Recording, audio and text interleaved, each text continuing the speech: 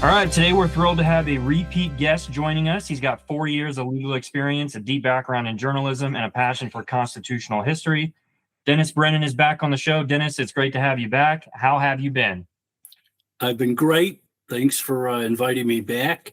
And I really look forward to whatever we discuss today. Yeah, absolutely. We're thrilled to have some legal expertise here with us to help break down some of these incidents.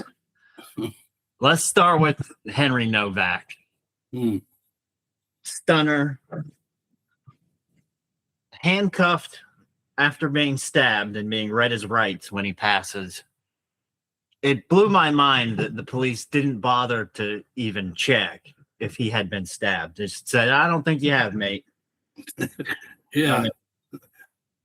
That's a sad one, right? I mean, and I guess most of us would probably blame the way, Great Britain has become. It really is a tragedy. The first thing they think of is that their own, naturally born citizen is the guy that's actually caused the problem, not the person who came into the country. And, you would, at least when someone says they've been stabbed, you might want to check it out. Just good police work, I think. Yeah, he says all the time that the UK is going downhill, and he doesn't think they'll be an ally of ours in 50 years from now. Yeah, it's an interesting thought. A lot of Europe, I think that's been the problem, this open border idea that they had and that they allowed to come here, the Biden administration, and to some extent, even prior to that, where they were, letting anybody walk in, basically. That's a European thing. And now some of those European countries are starting to turn against that. They're being Trumpized or something. They're changing their tune, maybe because of things like this. Mm-hmm. Well, the people of the UK never even voted for it. The British government just saw GDP as the only thing that mattered. And if you bring in more people, even if they're low value workers, it makes the top line GDP number go up. Right. Yeah, and that's a good point, because I think here you could make the argument that people who voted for Biden were kind of voting for it, because, he did say, he talked about maybe not open borders, but he talked about a different system than what Trump was talking about. So I blame the people that voted for Biden here. There, I think, being part of the EU, they had trouble throughout Europe where they're acting like it's one big country. And then I think, the people of England didn't vote for this. A lot of them are pushing back on it. You had the other case in Northern Ireland where the guy was going to have his head cut off. The Sudanese immigrant trying to behead someone. Yeah. Mm-hmm. It's insanity on the streets, and some people are fighting back. They started torching the place there, and probably for good reason. Yeah, it's funny too that they're saying, the riots, they're calling them riots and these protests and stuff, but yet when Keir Starmer said that it was a tragedy that the way George Floyd died, and the way he criticized us for that whole thing, but then said that we were peacefully protesting. And now they're doing it in his country over this. And he says, oh, no, it's not the same thing. Don't politicize it. Right. Well, and it's funny. That's politics, right? Everybody, has their own view based on where they stand on the issue. And I think those of us who saw the riots here after George Floyd called them riots. I know CNN didn't, and a lot of fiery, but mostly peaceful. Mostly peaceful protest. Right. When you see the fire going on behind you and they put that, that's a little weird I feel bad for the reporters who are standing out there with this crayon going by saying, mostly peaceful.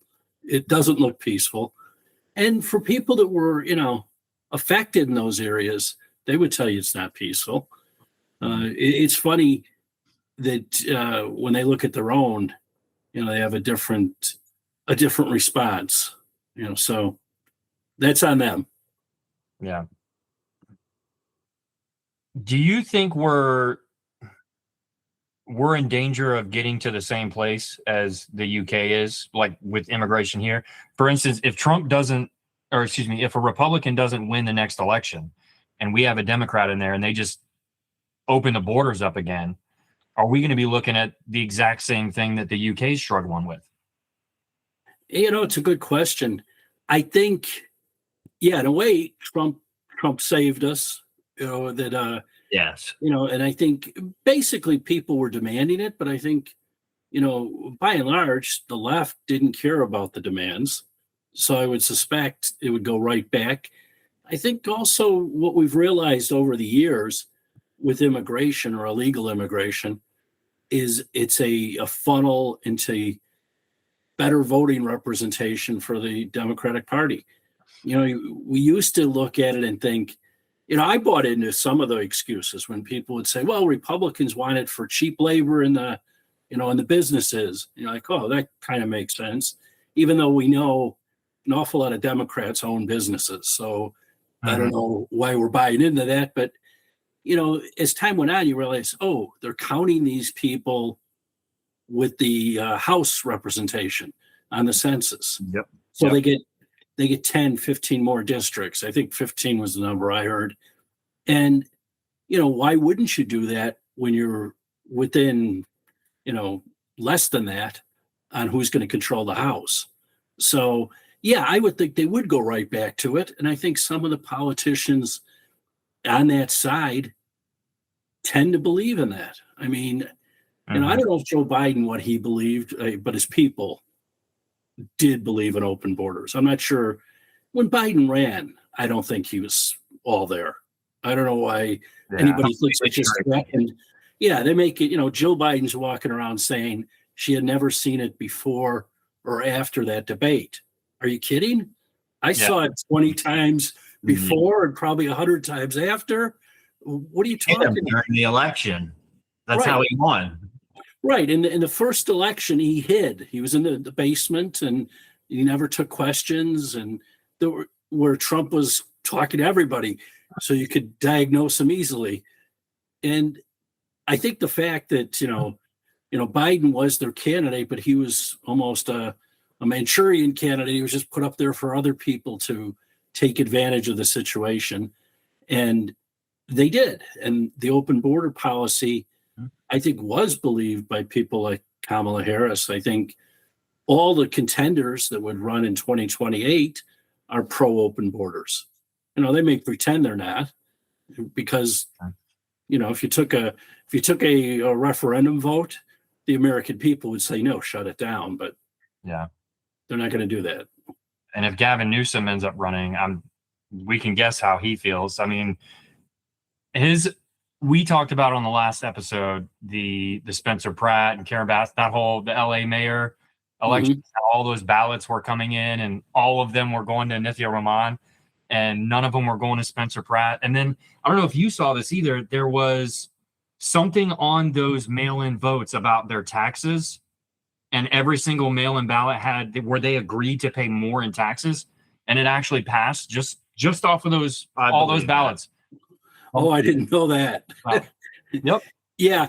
I mean, it doesn't seem, I had read some statistical analysis about that election, and what they said, it's not impossible, it's improbable that she could have made up those votes.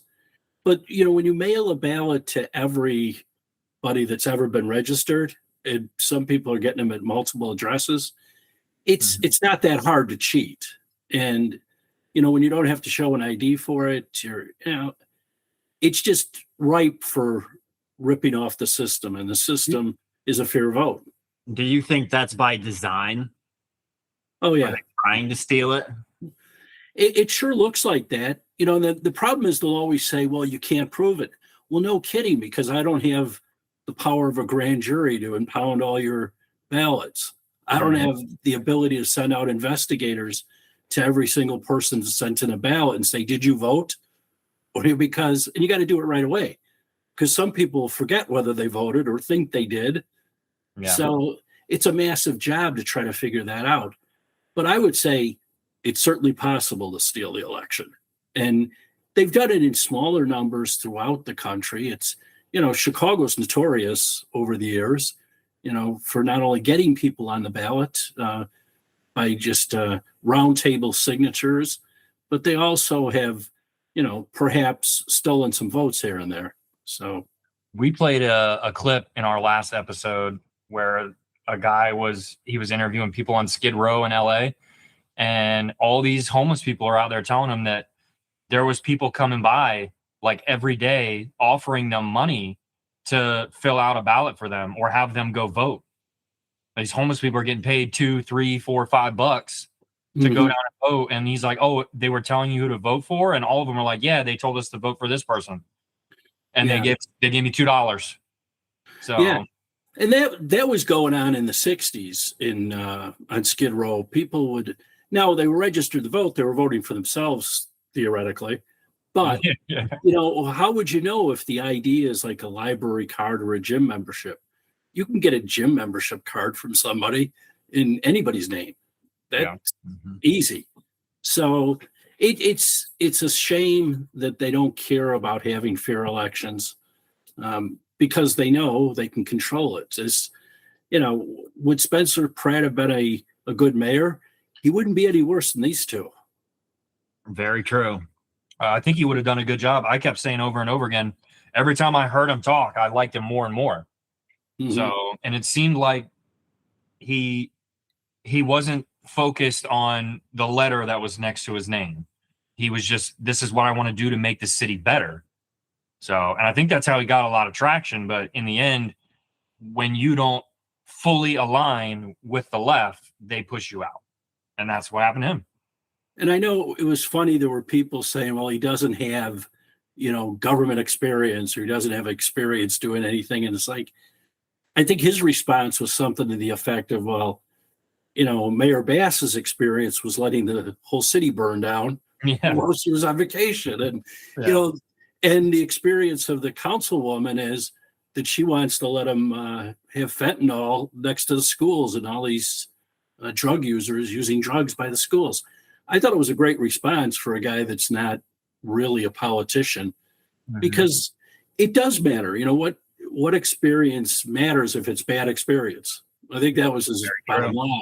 And there's an awful lot of politicians. They can tell you they've served 20 years in Congress or as mayors or whatever. And you look at it and you go, yeah, but those have been very bad years for the people that you served. So why are you getting reelected? Yeah. Did you see his Spencer Pratt's video, the Fresh Prince of Bel-Air remake that he did? That campaign? I'll say he had some great videos. It was like, and I think it catapulted him into the conversation to the point where a lot of us thought he's going to be one of the two. And I think he would have if you didn't have this mail-in ballot. Yeah. It makes no sense that you can mail in ballots well after the time, and they count them for so long. I guess, you have to be postmarked as of that date, but I don't think it's, that's the other thing. It's not that hard to change a postmark. I knew someone who was accused of that by the federal government, where they had the machine in their office and they changed the postage, to try to get out of spending the amount that it costs. Ultimately, you could do a lot of things, and ultimately, like that guy that was doing it, they couldn't convict because they couldn't really prove he did it. There were other people that had access to the machinery. Now, that seems like a great way to get out of a crime. It could be anybody. Yeah, it's not necessarily me.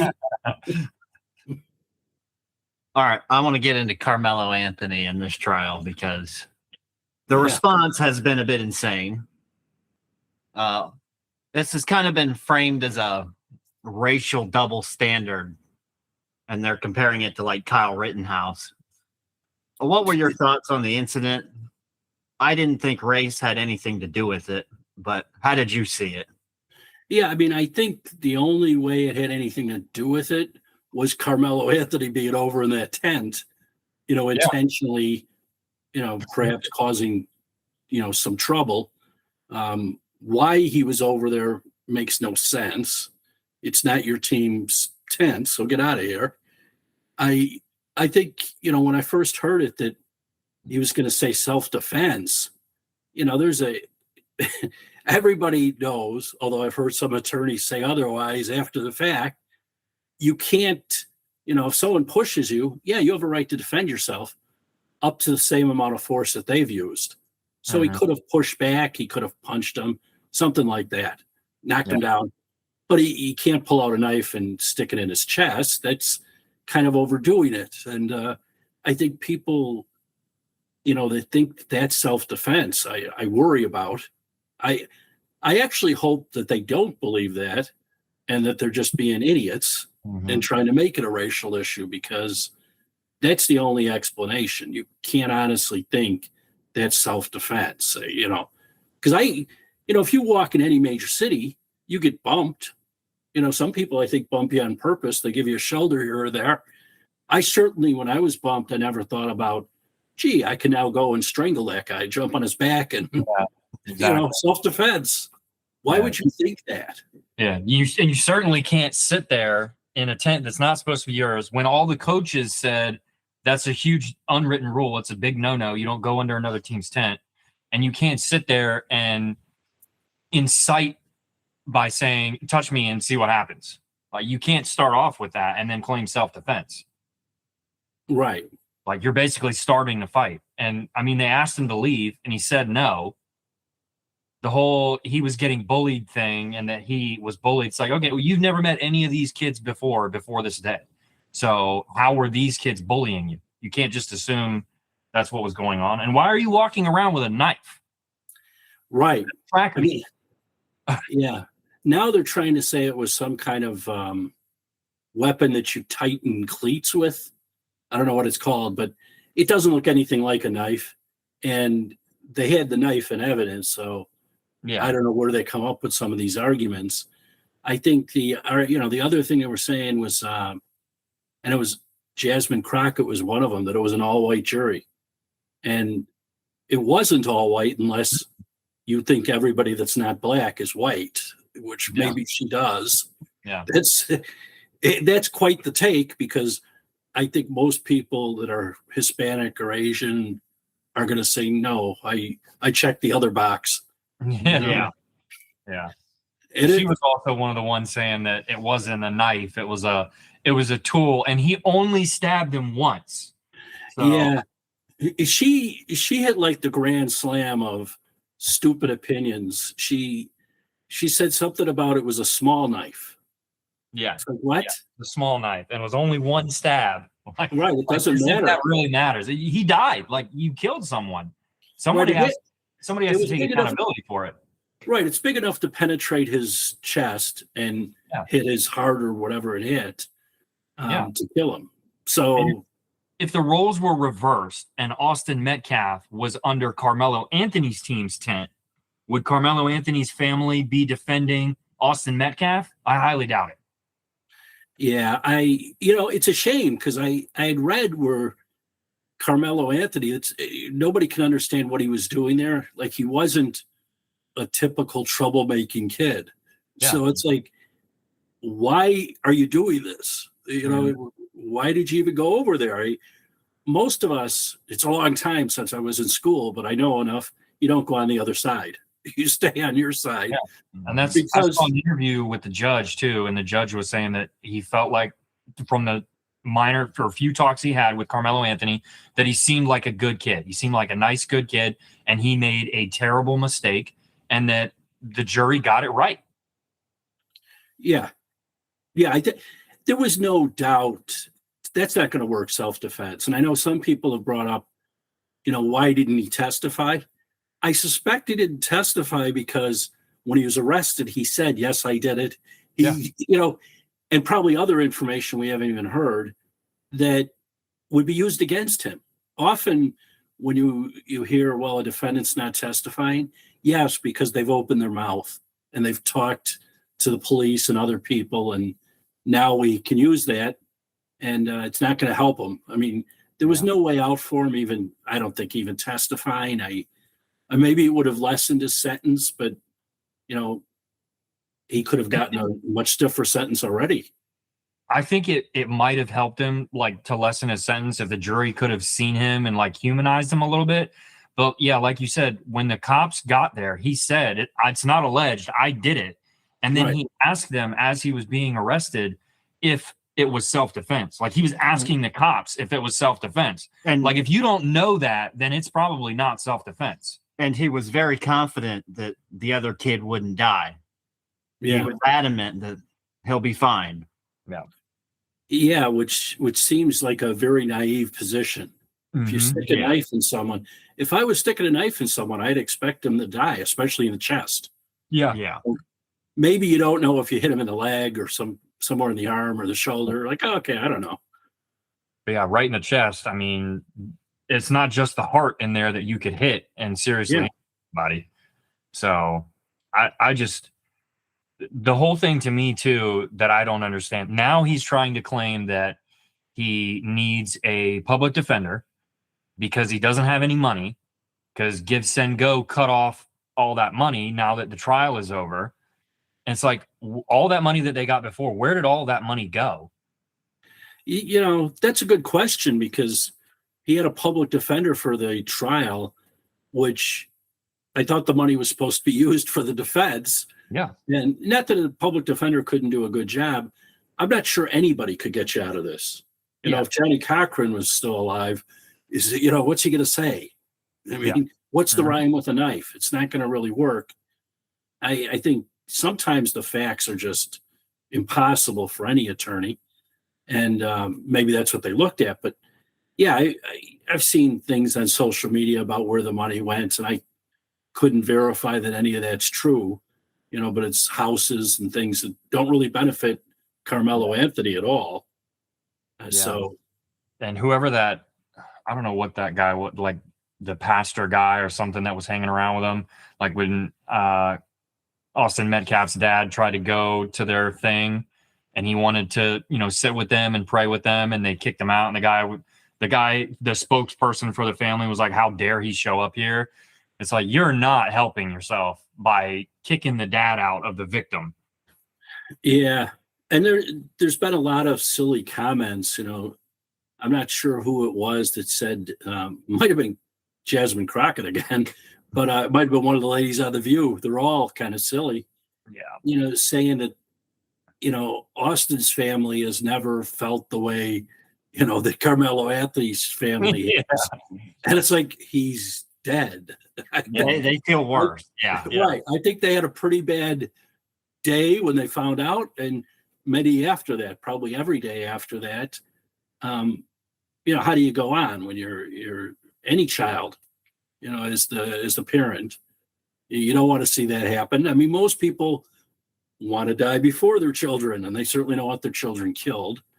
Yeah. So yeah, it's a silly thing to say, but it's amazing how many dumb things were said, and some of it by attorneys.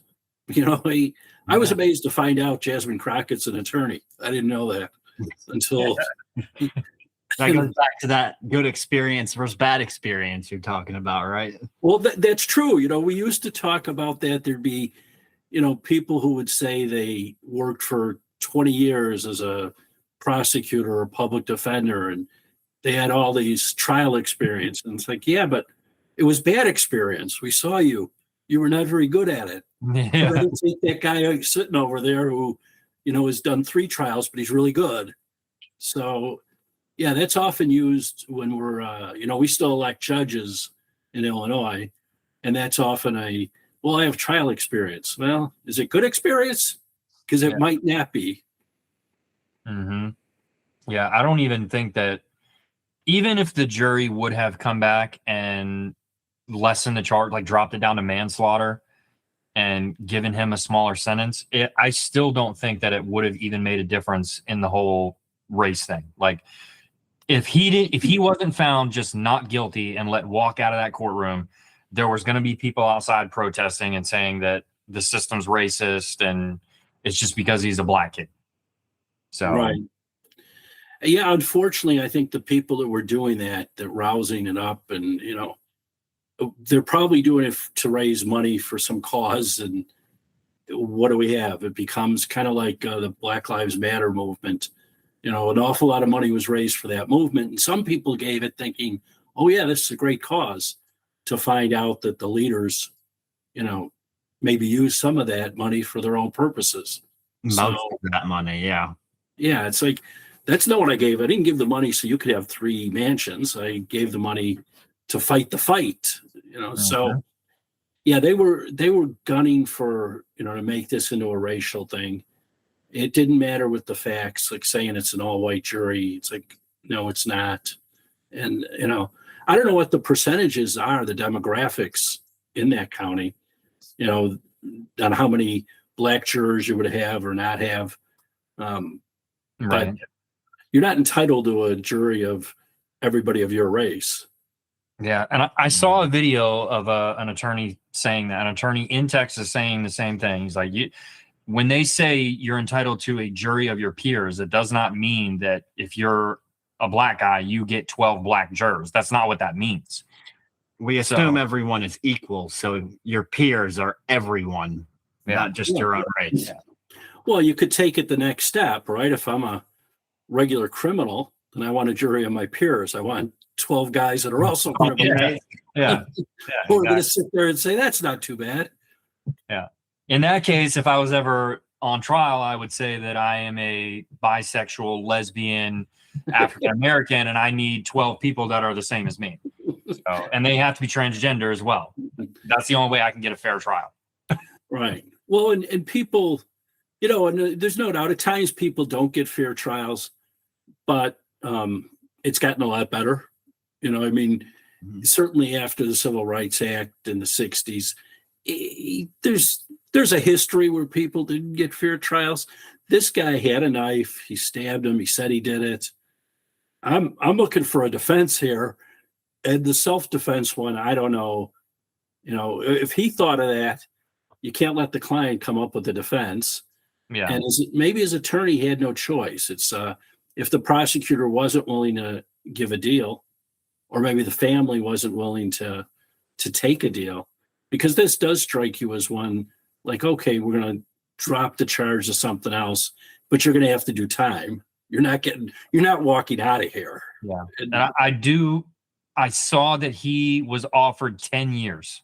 Oh, okay. And they declined it. He regrets not taking it now. So, well, often, and that happens. This is a case in my school district. Before I was elected to the school board at the time, there was a teacher who had sexual relations with several of the girls, and he was looking at a substantial sentence, and the prosecutor, who is an excellent prosecutor in our county and very conservative, and he said, all right, I'm going to give you, the deal is 4 years. And the teacher wanted to take it, but his wife, who's also a teacher in another district, said, no way, I'm not taking 4 years. Well, he went to trial, came back guilty, of course, because they had several, teenage girls and some over the years, they'd already become adults. So this guy wasn't a one-time guy. And jury came back, he got 28 years. Oh, you got to be, at that point. And when I had heard this story, I had said to a couple of the assistant state's attorneys, I got to tell you, I don't care what my wife says. If I know I did it and they're offering 4 years on this, I've got to take that. yeah. You know yourself whether you committed the crime or not, and I feel like your attorney too should have a pretty good idea to be like, hey man, here's all the evidence against you. Right. Like this is not good. You should probably, this is a good deal. Right. I was shocked they offered 4 years because and I think 10 years on killing someone, again, I'm a little shocked, but the prosecutors often don't want to go to trial on it because you never know. You get 12 people in a jury, they might say not guilty, or even if they do a mistrial, they do something, which I think is becoming more common. Yeah. You see it. Person that's like, no, I don't think he did it. And I saw a lot of people talking about that too, with the whole jury selection process, and that there were jurors that were struck because it was evident that they could not be impartial. Yeah. Oh, and that's why they were dismissed. So Yeah, and there's always a process to dismiss jurors, and obviously, if you say you can't be impartial, that's an easy one. So, but then they also have, a system where they can do it based on, we just don't want that person based on the answers. Yeah. It appears to us they're more defense oriented or prosecutor oriented, and some people are lying in there. Years ago, before I became an attorney, I was working, and there was a coworker who came back to the store I was working in and was very proud he had served on a jury. I was in law school, so he wanted to tell me about it. And he said he was in the jury, and I said, "So were you quiet, or did you say a lot?" He goes, "Oh, I took over. I rounded up the votes in there," and he goes, I said, "How did you even get on the jury? Because I don't think you're someone that should be on a jury." And he said, "Yeah, when they asked if I had anyone in the family who was with the police related to me, or, he said, I said no."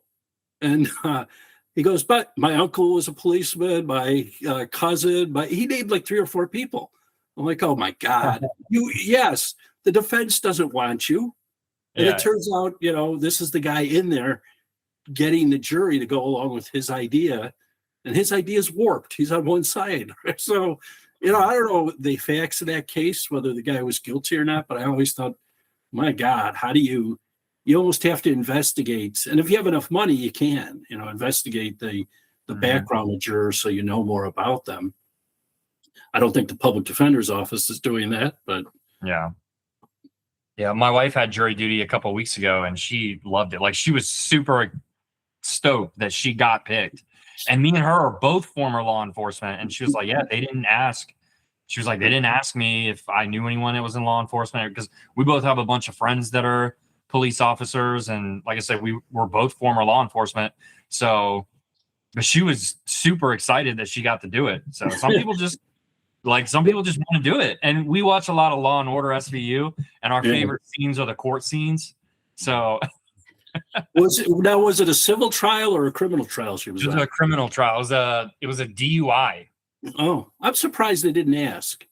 Yeah, because she said she was too. Yeah, I mean, a lot of people, will say, well, anybody gets stopped, I think, for a DUI said I wasn't drunk. The answer was always, if they say they were drinking at all, it's like I had two drinks. Mm-hmm. I think that's the key, and the police officer knows you're drunk. That's what everybody says. Yep. We watch that show On Patrol Live, and that's always the answer. "Oh, I had 2 drinks." It's like, right. Okay, all right. Sure. Nobody has 2. Stop it. Yeah. Well, but that's in this trial, the guy, that's exactly what he said. And he had those mini wine bottles.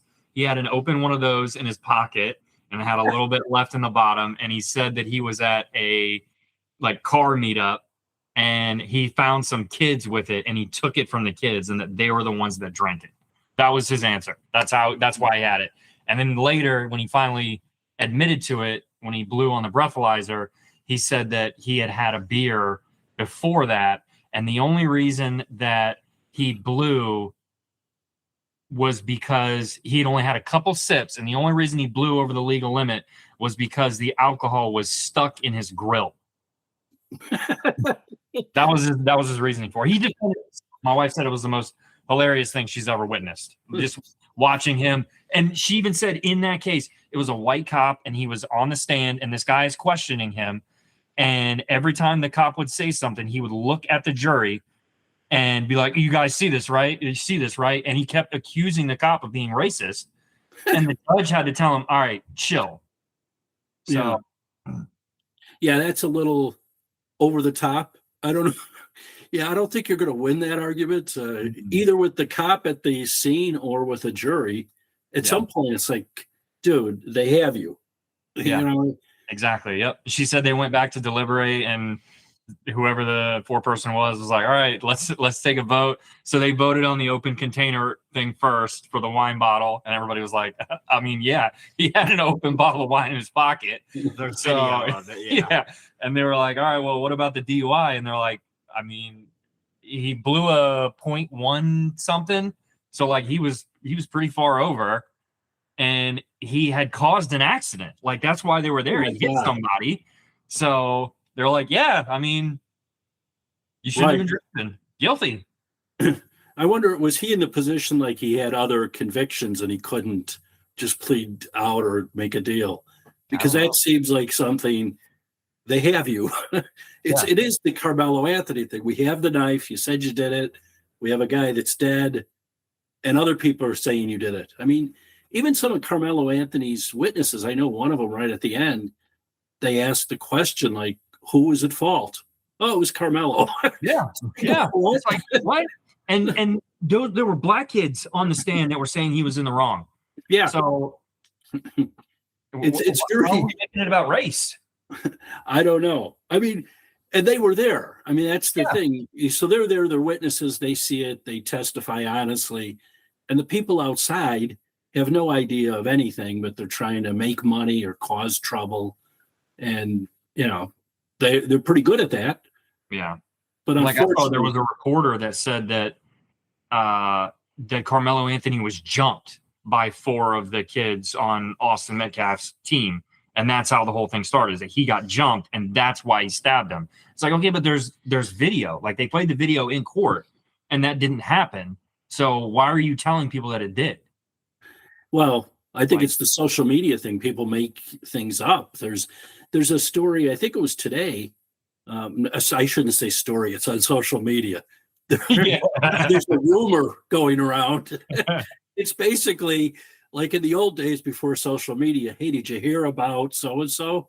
Oh, no. And then you go tell your friend, and pretty soon the whole neighborhood knows that something supposedly happened that never happened. Yep. You know, it's quite astounding.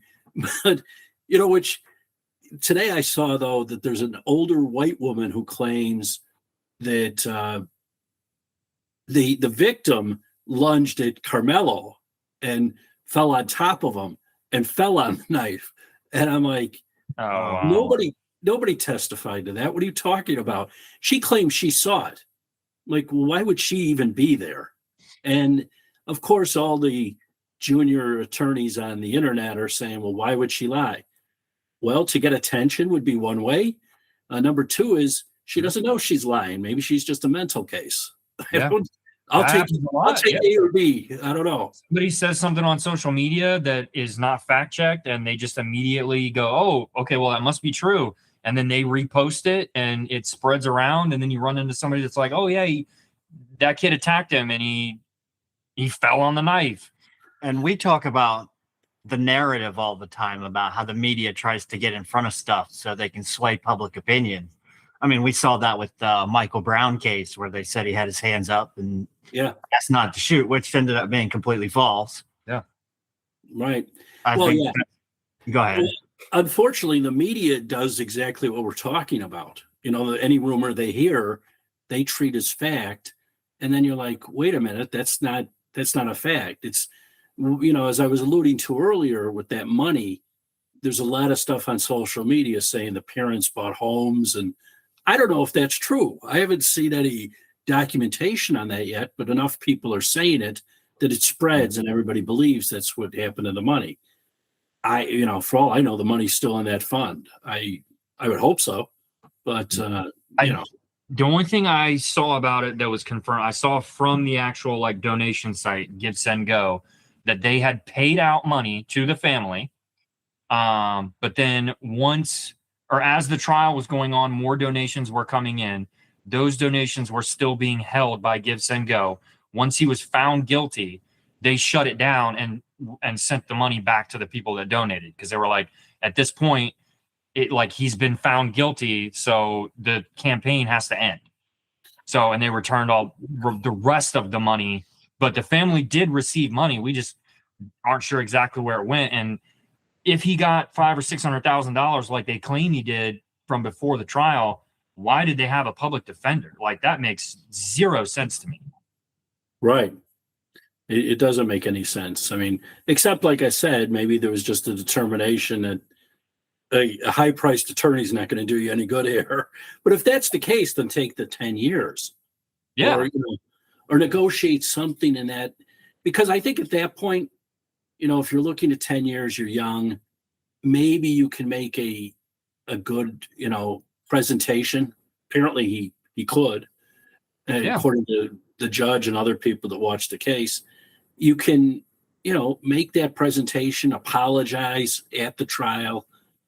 If it's 10 years and you got a chance at parole, maybe you're out. Remorse. Like, I think he should have gotten on the stand. I mean, we already know the evidence against him was bad, but at least if he got on the stand, he could sit in front of the jurors, show some remorse, say he was sorry, cry a little bit, and his attorney could have asked him, about what kind of person he was. He could have humanized himself a little bit, and it might have helped him. And like you said, if you take the 10 years, you're out in parole in 5 or 6 years, like with good time. If you get a job in prison, he could have done 5 years and been out. But that also smashes his own self-defense claim. It does. It does, but at some point you have to be sat down and told. It's like, you have to be told, dude, self-defense isn't going to work here. No one to cut your losses. Right. What's he, 17? He's, basically a kid. Someone's got to sit him down and say, listen, that's not going to work. That you can't, and explain what self-defense is. That's not. Now, what you can do is take the 10 years. You can get, an education in most prison systems now. Let's do it. You'll come out, but you are going to have to do time. You killed a guy. There's no way around that. And I think that's I guess the way around it is you hope you win a trial. Unfortunately, I think maybe some people look at like the OJ case, which is really old. And, even though it's ingrained in many of our minds who watched a lot of it, and you sit there and think, whoa, if OJ got away with it, well, OJ was a popular football player, a broadcaster, actor. He had, he had a team of attorneys that were, and, he had a cop that, had a background. So you don't have any of that. How are you going to turn this into some racial thing? The only thing you have in common with them is you're black and the victim is white. It doesn't make sense to try it. Yeah. And then you got the people outside the courthouse that are out there yelling and screaming and saying they're going to attack white people. And the guy that stopped the guy in the wheelchair, asking him if he was on the jury. And this lady was running over and she's like, no, he wasn't on the jury. Get out of here. Like, that wasn't him. And the guy's like threatening this guy in a wheelchair because he thinks that he was on the jury and just found him guilty. It's like, come on. Right. And those people that are outside probably didn't watch any of the trial. Yeah. So, they have no idea. That somebody told him that it was a black kid and he killed a white kid and the white kid started it and it was self-defense and it's all about race and the system's trying to hold us down. And the white man's bringing us down again. So yeah, well, and it appealed to at least enough people to get out there. I don't know how big that crowd was, but it's a loud voice when you're yelling that kind of stuff, and it's very divisive. I prefer we stick to real, issues where you get someone who's a racist. Okay, call him out, but make sure he's really a racist. Yeah, and I said on our last episode too, I think the being called a racist thing is so overplayed now. I don't even think it carries any weight anymore. Like, it's been thrown around so many times at so many different people that when you hear it, it's like whatever. Like, like it's over, it's dead. No one cares anymore. I blame some of that on social media too with the politicians. A lot of the Democrats will say every Republican is they're racist, homophobes. These are just the voters. Like, if you're a supporter of Trump, or you're a racist, you're a homophobe, I have friends who have said that. And it's like, I don't know. I voted for him. I'm pretty sure I'm not those things.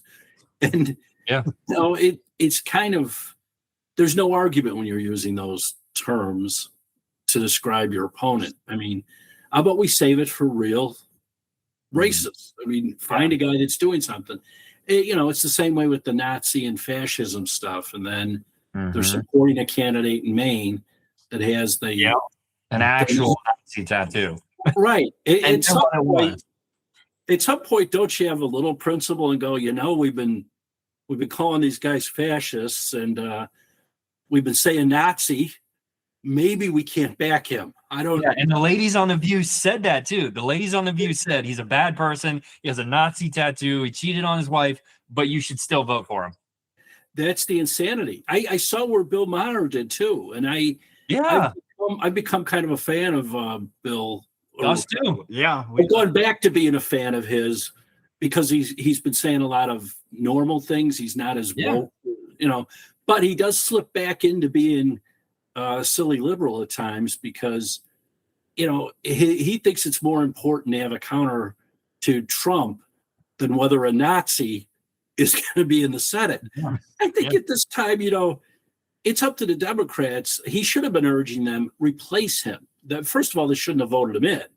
They had their governor running, Janet Mills, who I think probably would have beaten Susan Collins. I don't, It's not like Republicans sit around going, Susan Collins, she's the best. Most Republicans go, oh, there's going to be a close vote. What's Collins going to do? We got to get an extra vote somewhere. She's not going to be with us.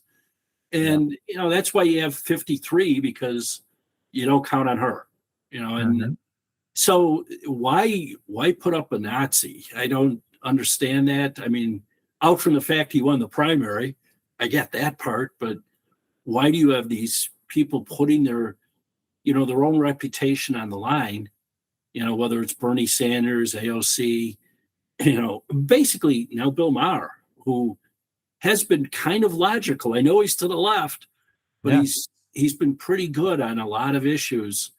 And to say that, it kind of blew me away. Someone sent it to me, and I thought, all I could respond was, well, you got to remember he is a liberal. Yeah. But I didn't think he was a crazy liberal. It's just, at some point, you've got to have the line in the sand on something. Perhaps a Nazi tattoo might be it. I mean, and we had a whole discussion on, they're saying, or he was saying that he didn't know what it was. And we were like, you had that tattoo for 20 years. I made the point, you had that tattoo for 20 years and not one time were you on a beach or at a pool with your shirt off or in a gym or something, and somebody didn't see it and go, do you know what that is? I don't think that means what you think it means. Or if you do know what it actually means, you're probably a bad person. But now we have girlfriends that have said that he called it his Totenkopf, so he absolutely knew what it was. Yeah. Right. I don't think you can get that tattoo on accident, especially when he said he got it in Europe. Right. He woke up every day with it for 20 years. Yeah. Wasn't it like Croatia or something while they were in?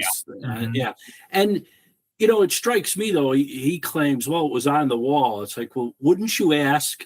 I mean, I would be like, well, what is it? If you, I don't know.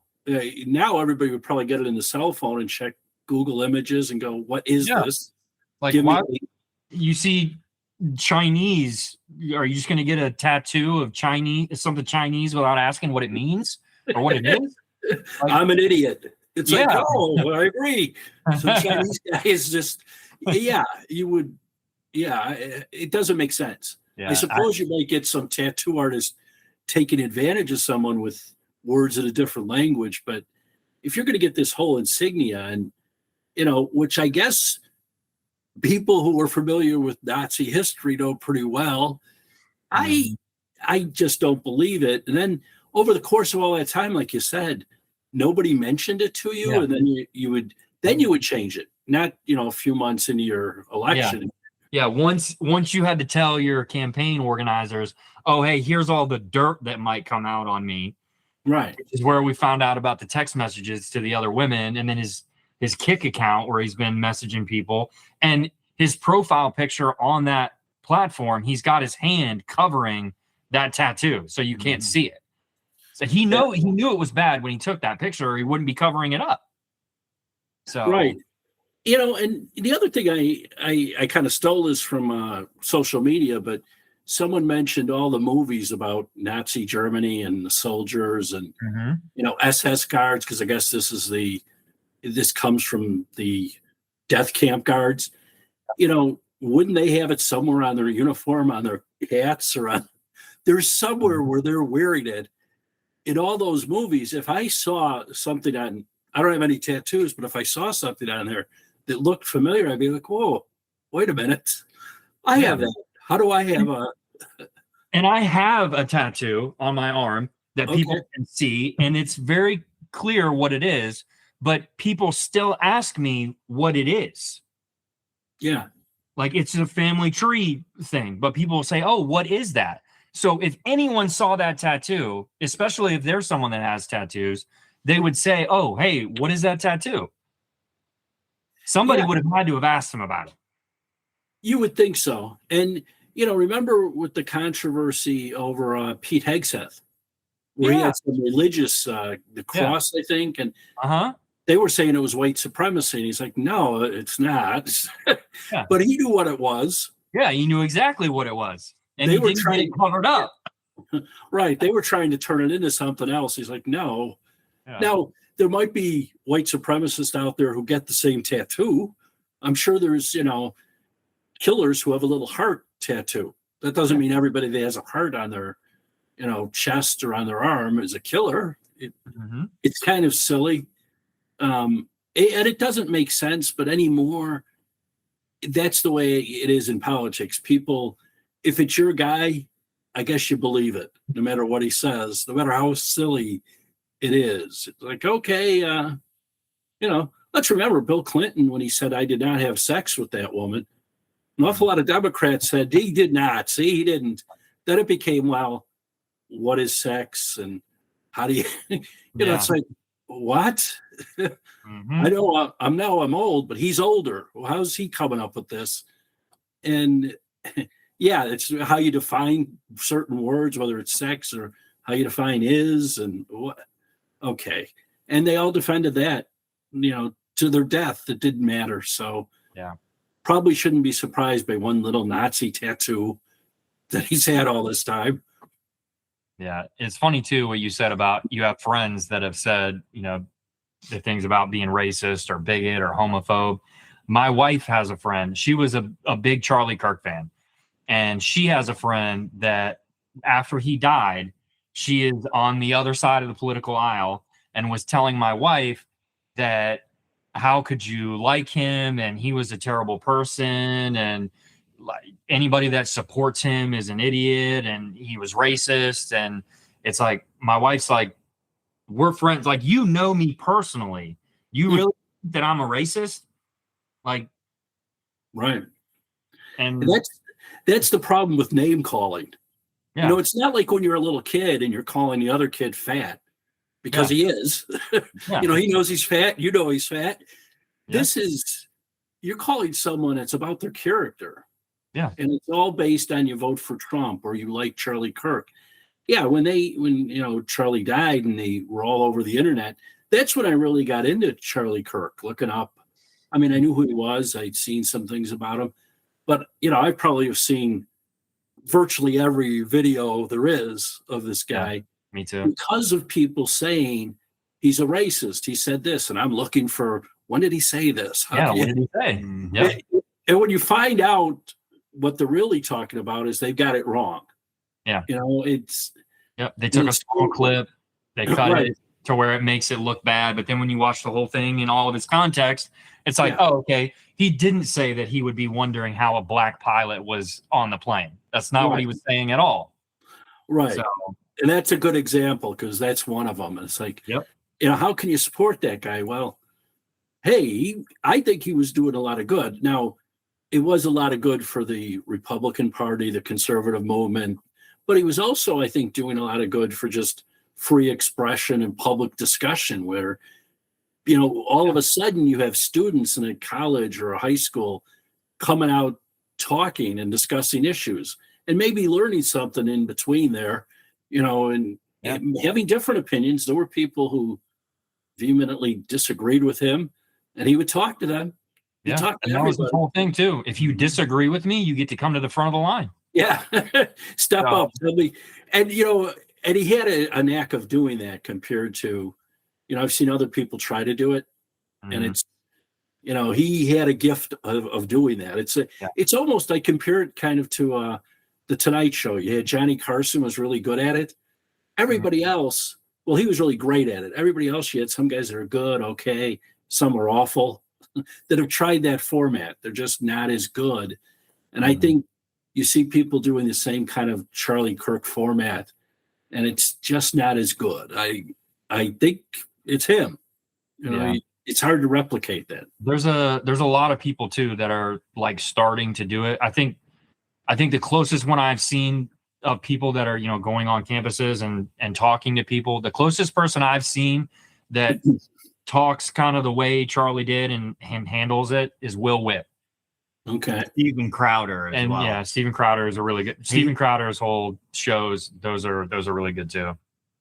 Yeah, and it's difficult because that's his style. So you're trying to, Yeah. that's what I'm looking for. I'm looking for that style. Well, Yep. can I do my own style? Because maybe that doesn't work. Maybe it's just Yeah. Did you see talking kind of about the self-defense we were talking about with Karmelo Anthony? Did you see anything about that Rick Chow trial in South Carolina? I did not. No. So that was one where this 14-year-old kid, he goes into a gas station in Columbia, South Carolina. He has no money.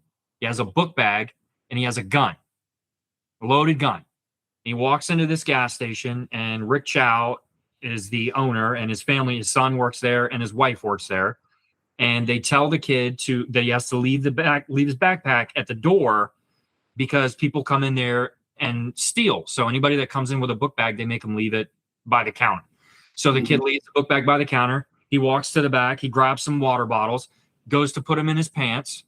And then the wife comes around the corner and is like, "Hey, what are you doing?" So he puts them all back because he's getting caught. And then basically he runs out of the store. And as he's running out of the store, the owner, Rick Chow, thinks that he stole. So he goes chasing after him. Him and his son go chasing after him. And the kid, they end up seeing the gun, or the son says that he saw the kid with a gun. So the dad shoots the kid in the back. They found the gun. The kid did not steal anything because he put the stuff back when he got caught, but he was trying to. And Rick Chow was found not guilty based on self-defense because his son, he was protecting his son. And they charged him with first-degree murder, basically. Yeah. And in It South wasn't a Carolina, manslaughter. there's no levels to the murder. So they could not prove that he had intent. And even Rick Chow's lawyer was a black guy. And they turned that whole trial into a race thing as well. And Rick Chow's black attorney said that there was such this uproar in the community that Rick Chow be charged with murder because he killed this 14-year-old black kid, that the state charged him with murder. And he said that was the wrong charge. If they would have charged him with manslaughter, we would have taken a deal because he would have been found guilty. But since they charged him with murder, he got off with self-defense. And it was the same thing. People showed up to the gas station the day after the not guilty verdict to protest, and they showed up to his house to protest. Yeah. He doesn't even own that gas station anymore. Oh yeah. Well, that's going to be the downside. Yeah, You're gonna have to get rid of your gas surrounded. station. They had the gas station surrounded so that nobody could go into this gas station. And Rick Chow doesn't even own the gas station anymore. It was a completely different person. Yeah. I mean, I could see, I know in South Carolina, manslaughter, they've got a definition of it. So his attorney's probably right. Although I would question, if you shoot someone in the back running away, how are you still in fear of your life? So I understand why people are upset with that. And I had the same thought too. And from what I heard is that the bullet went in from right to left. So it was like the kid was kind of turned a little bit. Oh. So I guess the theory was that the kid was like reaching around in the bag or in his pants or whatever, and that's when they saw the gun. So he shot. But my whole thing was, why'd you chase him out of the store? Right. Like, what was the point of that? So yeah, he took $8 worth of water, which turns out he didn't even actually take the water. Right. Even if you thought he took the water, why would you chase him out of the store and run him down over 100 yards away from the store? That's how far he chased him. I'm sure he wishes he didn't. I mean, Yeah. he'd have to go through all that. Mm-hmm. But I agree. Yeah, I wouldn't. But he had been tired of having to call the police. That Rick Chow had called the police over 200 times because of people coming into his store and stealing. Yeah. And I think this is the time where he was like, all right, I've had enough. I'm getting my merchandise back. And so he chased them out, and just some big mistakes. But like I said, that whole thing turned into a race story as well, because they're like, oh, it's a 14-year-old kid. He didn't even steal anything. And it's like, okay, he didn't technically steal, but he walked into a gas station with no money, $0. What were you going to buy with $0? And you had an empty book bag and a loaded 9mm. Right. That might be one where a lot of people are at fault, or at least maybe not at fault, but making big mistakes. Like what are they all doing? And in the end, the prosecutor may have made a mistake just on that charge. Rather than going with the voluntary manslaughter, it's like, okay, it's the exact definition is something to do with, would cause a reasonable person to lose control under South Carolina law. Well, yeah, all of those facts might add up to that. And then you might get a conviction, and, he's probably going to plead guilty. So you'll get a deal. But sometimes I think people, the forces outside the prosecutor's office, the neighborhood complaining, like, trying to get somebody the death penalty or trying to get them in prison for life or whatever it might be there, they kind of make it impossible to get a conviction. Or you get a conviction on a lesser charge. Hey, he's going to pay a price for it. I mean, that's whatever that is. And, it's even like when people complain about the Karmelo Anthony sentence, it's still a sentence. I mean, it's not like, there's some cases where people get charged with crimes and they get 6 months. It's like, what? Or 1 day. There's a federal case here where, a corruption case, the guy got 1 day. 1 day? Why did he's convicted? Come on. But so, while I think a lot of people probably think, well, Karmelo Anthony should never get out. Yeah, it's still a long time. I mean, you could talk about, hey, you're still young when you get out. Hey, it's a long time. It is a long time. It seems like a long time. I don't know how I would feel if that was my son. Right. I'm sure I would think 35 years wasn't even close to enough. No. But at the same time, like, me personally, like, I have sympathy for the kid. I feel bad for him that he's going to have to sit in prison for at least the next 17, 18 years. But it's like, man, you made a mistake, a big one. So, right. And they tried to turn this whole Rick Chow case into the same thing. They said that it wasn't a fair trial because the jury was all white, even though it wasn't all white. Yeah. And they even said that Rick Chow got himself a black lawyer to make himself look better. And his lawyer even said it on an interview that he did, that he was offended that the black community was saying that he had to get a black lawyer to make himself look better. He was like, can't I just be good at my job? Maybe that's why I was hired. Maybe I'm just good at my job. Yeah. So maybe, that's kind of funny, because that kind of goes to the OJ thing where, he was getting certain attorneys for certain jobs, but he had a lot of money to be able to do it. I'm sure a little store owner doesn't have the ability to, window shop. I'll have a black guy, and then maybe I'll have an Asian guy, and, you're going to get who's ever recommended to you. Like, okay, this guy's a good attorney. You want him in that area or whatever. And it's like, and I think it's funny that I think you touched on one of the points where, it wasn't a black jury, for because the victim is black. They don't get it's got nothing to do with who's on the jury. It's not based on who the victim is. So people just have a funny idea of how the system works. And then they rely on just yelling racism and say, okay, well, that's not what happened. I mean, I think, Chow's attorney probably has it right. They charged him with the wrong crime.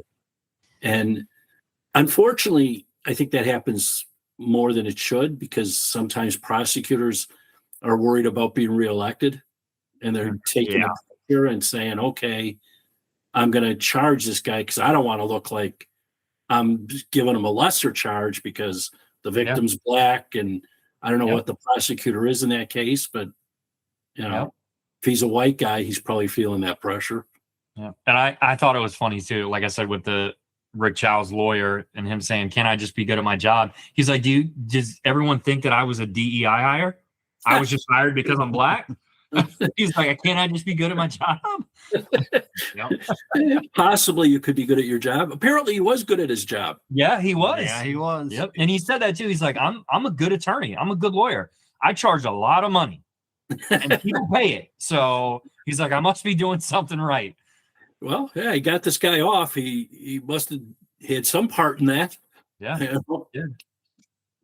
Yep. I'm interested to see. We've talked a few times about the Charlie Kirk case, and we had mentioned a few episodes back how they said they're going to let cameras in the courtroom. And we had mentioned you on that episode and how we were talking about, how people respond to being on camera, maybe the judge or, the attorneys and stuff like that. And I think it's a good thing. Like, I want to see the trial. I want to see all the evidence, because I know they haven't told us everything, and I know there's a reason for it. But it's like, man, I'm so tired of hearing all the conspiracy theories and all the stuff that people are saying, that I want it to be broadcast live so that people can sit there and say, oh, see that conspiracy theory? Yeah, throw that out the window. Right. Well, I get that point, because you're right. People have brought up these almost silly theories, that the people at Turning Point USA are behind his murder. It's like, I don't know. Yeah, we've got someone in custody who's turned in by his own parents, and we've got an awful lot of evidence against him. I think your crackpot theories that you're using on your podcasts and radio shows just isn't adding up.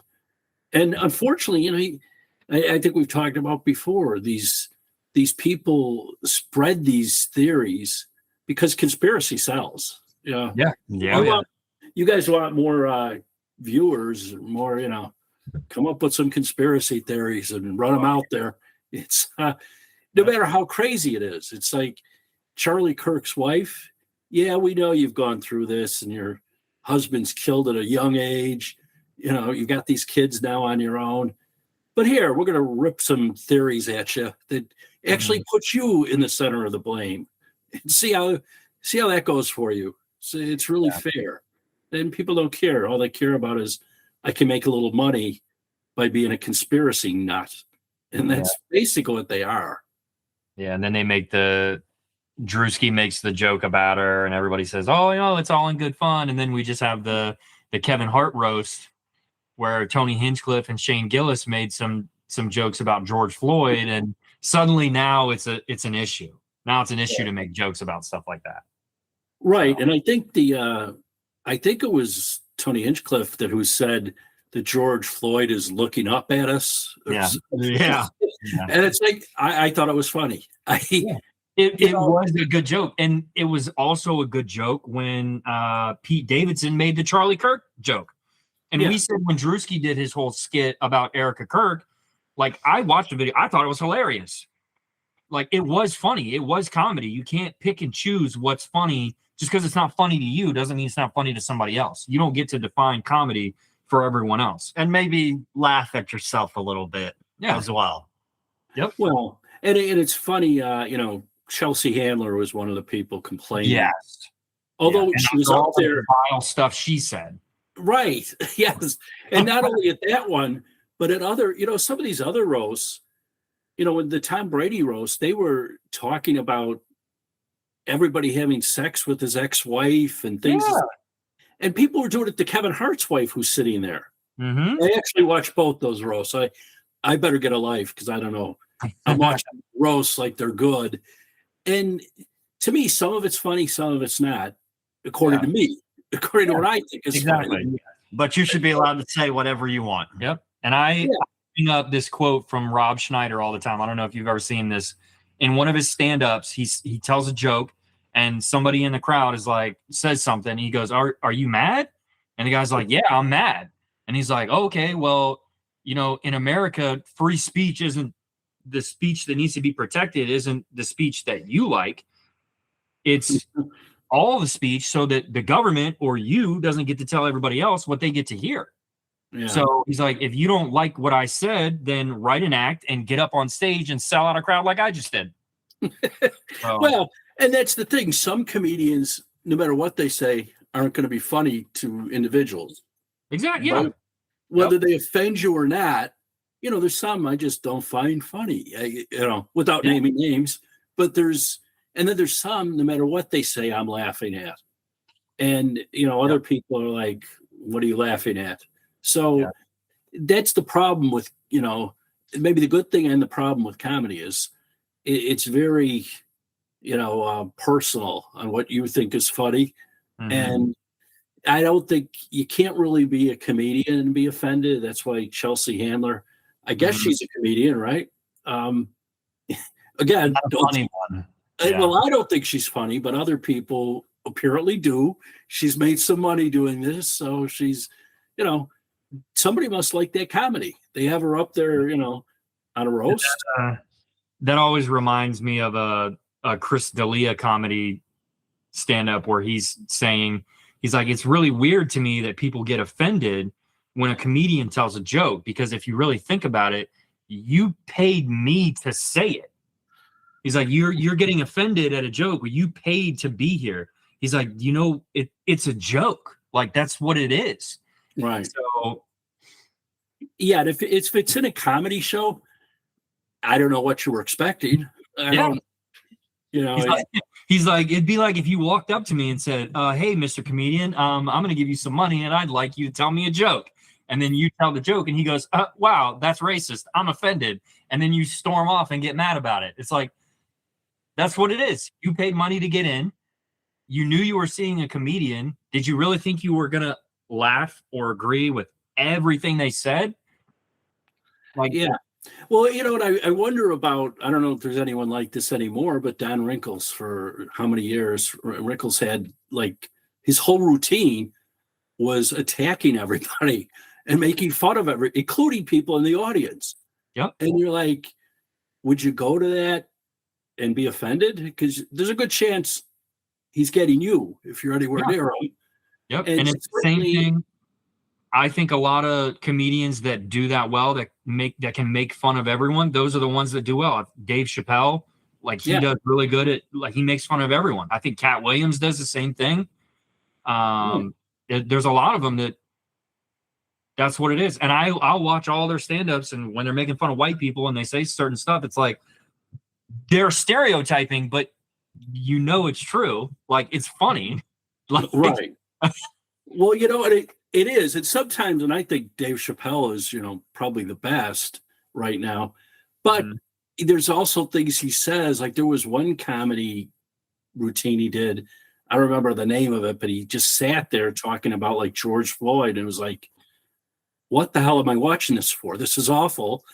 And then there was a more recent one he did about, the whole routine was good, except, he had a joke in there about Charlie Kirk and Martin Luther King, how people were saying Charlie Kirk is like Martin Luther King. And he said, get out. The only thing they have in common is they were both shot in the neck. And it's like, okay, I don't like that. First of all, I think you're wrong, but that was his takeaway. Some people laughed, some kind of, but overall, he had a good performance. And you can't. Everybody's going to offend you at some point, and you go, okay, well, he's a comedian, and it's, I don't even know if it's offending. It's like, I just didn't like that one, or I don't. Maybe a little too close to home. Maybe, Yeah, it's like, okay. And I get in his mind, he's defending the legacy of Martin Luther King or something in his mind. Mhm. I don't know, but whatever. Yeah.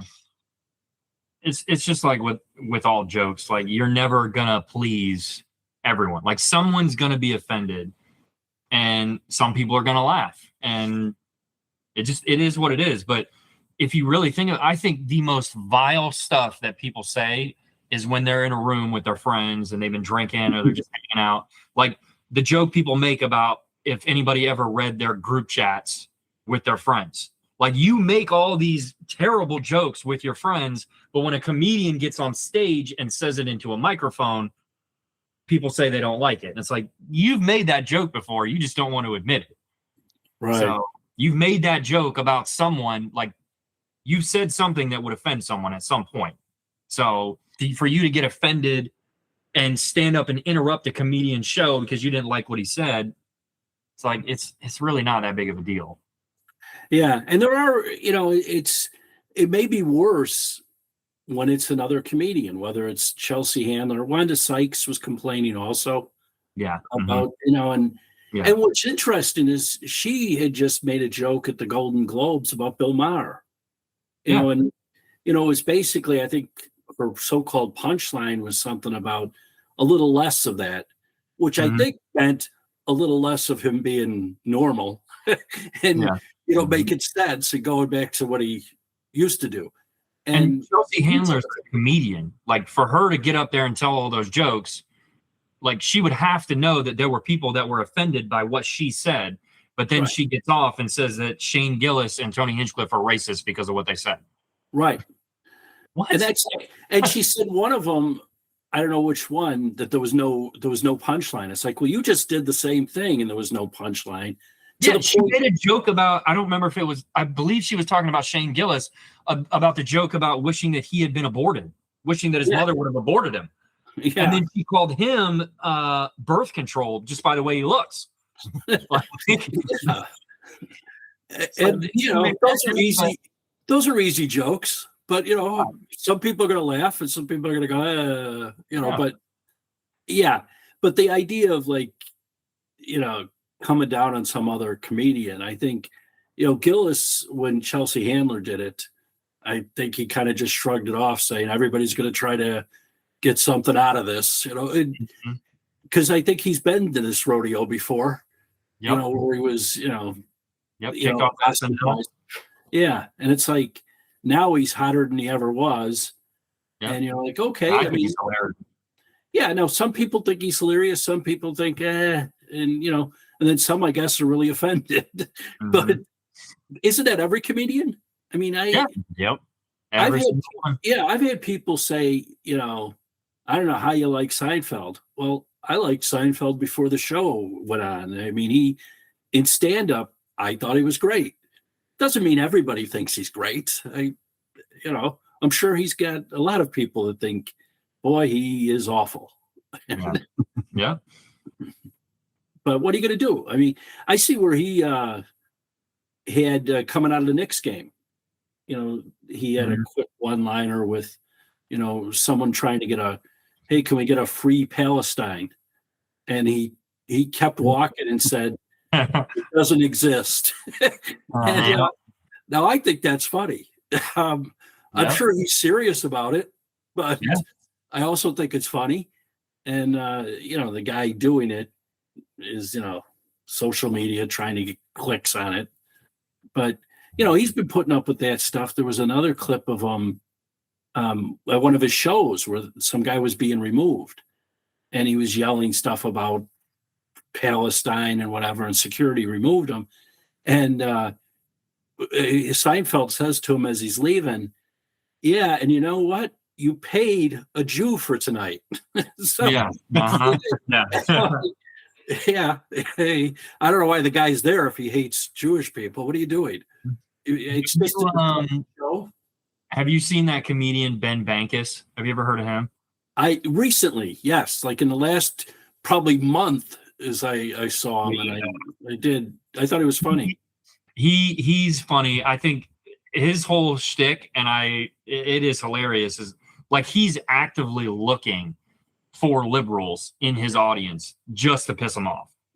Like all the stuff that he says, I'm like, man, I can't believe he said. Like if he would have tried saying something like that 6-7 years ago, he would have been canceled in a heartbeat. Like he'd never be able to tell jokes again. And liberals are the easiest ones to offend, right? So that's why you go after them. Yep. Well, yeah, and I know he got into a back and forth with someone. Like, I don't know what he had said, but you can't hear what the woman says, but she says something that's anti-American, and he's a Canadian, and he's like, yep. No, I love it. I love the U.S. This is a great country, and he's going on about it, and I'm thinking, that's kind of the right attitude.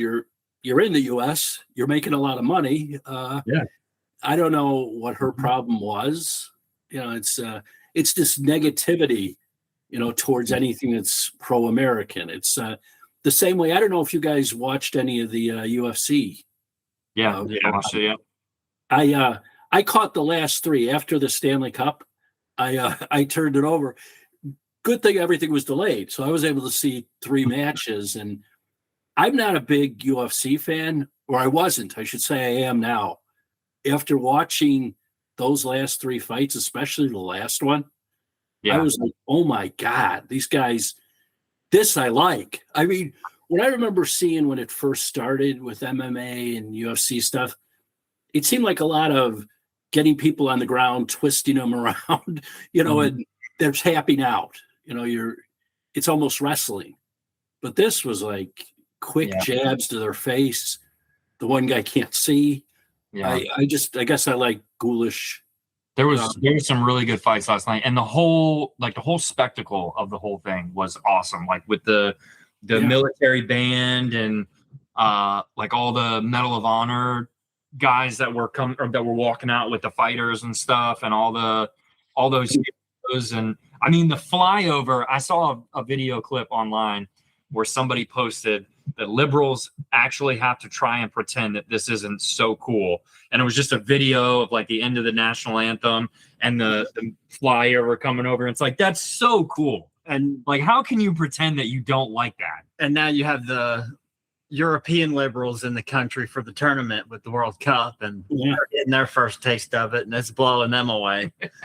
Yeah, I saw today where there's a lot on social media with people talking about how great the country is, and that they didn't have that feeling before. Probably because they've been spoon-fed the same thing most of our country has with the media. You know, internationally, it's no better. It's, you know, they're worse over in Europe. It could be because their leaders are doing the same thing. It'd be like if the Democrats controlled our whole country and that's all you heard. But we hear both sides. I just thought, you know, I texted, I was after midnight, and I texted a business partner, and I said, you know, he's a big UFC guy. I said, that was unbelievable. They've got a new fan. I'm like, really, I mean, the whole spectacle, you're right. Them walking out with the, you know, military guy on the one side, and then either a fireman or a firefighter or a cop or some, whatever they call them, heroes of, you know. Yeah, the hometown guys, yeah. But I mean, this guy, Gaethje, I think is how you pronounce it. Gaethje. I mean, holy cow! And you know, and the other guy was good too. I mean, he did as well as he could, but when you can't see out of one eye, I thought that was interesting. Like after, I think it was the third round, he's saying he can't see out of the one eye. They're checking him with the doctor. It looks like you got it. I'm thinking they're calling this thing. What are we? That doctor tried to stop it, and the referee stepped in and said, "No, we're continuing." And then I was like, "Yes!" I thought they were going to stop it. I was like, "Don't stop it!" And then after the fourth round, his brother was saying, "We're going to keep fighting," but someone else in his corner threw in the towel. I was like, "Man, that sucks." I assume that was his manager or something because he was beat up, and he couldn't really see. And I mean, in the fourth though, therefore he looked like he was going to come back. He had a good round, and you know the announcers were even saying, this could be 2-2 going into the fifth round. And I'm thinking, this is fantastic. This guy can't see. He's got blood everywhere, but he's got a quick jab. And I mean, I just think, there was an advantage size-wise and, the reach, which probably hurt him. But I could see why he's done well. He was just so quick. But yeah, and all of that pomp and circumstance really added to it. And I think, anybody that saw it had to be like the people during the fight yelling USA, USA. Yeah. It's like, it's crazy. Yeah, it was definitely cool to see. And before we wrap up, I think the highlight of that whole night that everybody's talking about today was what's his name? The guy that called Michelle Obama a man. Oh, yeah, I didn't see that. I've seen the clip. Oh my God, it was hilarious. I mean, I knew, I was like, okay, that's going to be all over the internet tomorrow. Yeah, I'm not sure why he's doing that, except it is probably playing to that crowd. I'm guessing you look at that crowd and it's mostly young guys that look like all military guys and right. And I saw a lot of people too complaining today about the soldiers saluting the UFC fighters. One political commentator was like, why are we saluting these UFC fighters? This is ridiculous. And it got community noted. And somebody was like, they're saluting the Medal of Honor recipient that's walking with the UFC fighter. Like, that's what they're supposed to do. Right. So just anything we can find to nitpick. It's the ignorance of the internet. I mean, it really is. You look at this and you're like, that's what you saw?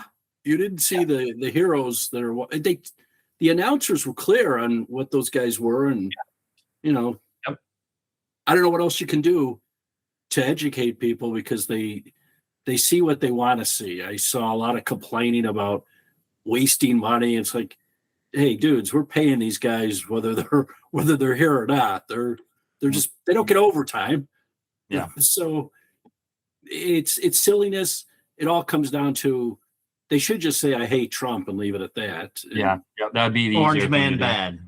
Yep. Right. But it comes, you look at that and you go, it's pro-American. It's the 250 years. You could vote for whoever you want. You could still be an American. I mean, I'll question how smart you are, but so what? I won't call you names. Yeah. All right. Well, we've been going for hour and a half. So yeah. Thanks for coming on, Dennis. Obviously, we would love to have you back on again, have another conversation. Sure. But we appreciate you coming on. Thanks for your time. Well, thanks for having me. I enjoyed the conversation, and like I said, maybe after the next big UFC fight, because now I'm a fan. I'm hooked. Donald Trump has hooked me. I'm a fan of the UFC. If we ever start a sports podcast, we'll bring you on for that too. I'm the guy. I can talk about almost every sport. Not soccer. That's not really a sport. But me too. The only one I don't have is cricket. Yeah. All right, Dennis. Thanks again, and we'll talk to you later. Okay, thanks.